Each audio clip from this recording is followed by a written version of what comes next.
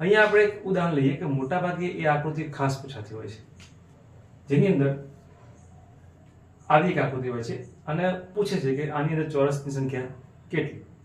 તો તમે જોઈ શકો કે આ આકૃતિ 2, 3, 4 અને આ 5, પાંચે પાંચ આકૃતિ કેવી છે? એક સરખી જ છે. એટલે જો એકનો જે જવાબ આવશે એ દરેકનો જવાબ આવશે. જો હું આ ફક્ત એક આકૃતિને અલગ કરું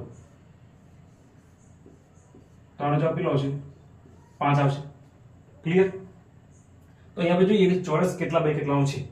તો 1, 2, 3, 4 અને 5 એટલે કે 5 બાય 5 નો ચોરસ છે. આની અંદર જોઈએ 1 નો વર્ગ, 2 નો વર્ગ, 3 નો વર્ગ, 4 નો વર્ગ અને 5 નો વર્ગ. 1 નો વર્ગ 1, 2 નો વર્ગ 4, 3 નો 9, 4 નો 16 અને 5 નો 25. આનો જવાબ આગળના આપણે વિડીયોમાં જોયો કે 30 જવાબ આવતો હતો વત્તા 25 એટલે કુલ 55 જવાબ આવશે. ક્લિયર? હવે આપણે જોઈએ છીએ કે આવી કોઈ આકૃતિ છે તો એનો જવાબ કેટલો આવશે? 5. તો એ આકૃતિ કેટલી છે? તો આનો જવાબ પણ કેટલો આવશે? 5. આનો જવાબ પણ કેટલો આવશે? 5. આનો જવાબ 5, 5 અને આનો જવાબ પણ 5. 1, 2, 3, 4 અને 5 એટલે 25 થયા. 25 વત્તા 55 કેટલો થઈ ગયો? 80 થઈ ગયો. પરંતુ અહીંયા આપણે એક વસ્તુ ધ્યાનમાં રાખવાની છે કે જ્યારે હું 5 બાય 5 ના ચોરસની ગણતરી કરીએ છીએ ત્યારે પણ આ જે ચોરસ છે મુખ્ય ચોરસ એની આપણે ગણતરી કરીએ છીએ અને આ જે નાનું ચોરસ છે એટલે કે આ ચોરસ છે એને હું સાઈડમાં કાઢું અને એની જો ગણતરી કરું તો પણ એ જે ચોરસ છે એની ગણતરી થાય છે. એટલે કે આ બધા ચોરસની ગણતરી 2 વખત થાય છે. તો આપણે શું કરવું પડશે?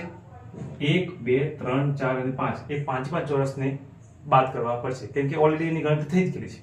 ઓકે, જો હું બાદ કરું તો -5 એટલે કે 75 જવાબ આવશે.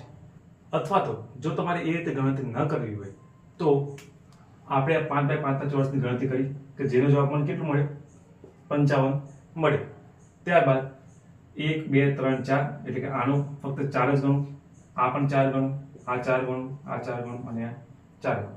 એટલે કે 4 કેટલી વખત આવે? 5 વખત આવે એટલે 4 ગુણ્યા 5 એટલે કે આ 20 થઈ ગયા અને આ 55 20 વત્તા 55 તો પણ તમને 75 જવાબ મળશે. એટલે કે ટૂંકમાં તમે કાં તો આખી ગણતરી કર્યા બાદ એટલે કે દરેક ચોરસની ગણતરી કર્યા બાદ એ ચોરસને બાદ કરો અથવા તો બીજી વખત જો તમે ગણતરી કરવા જાઓ તે ચોરસને ગણશો.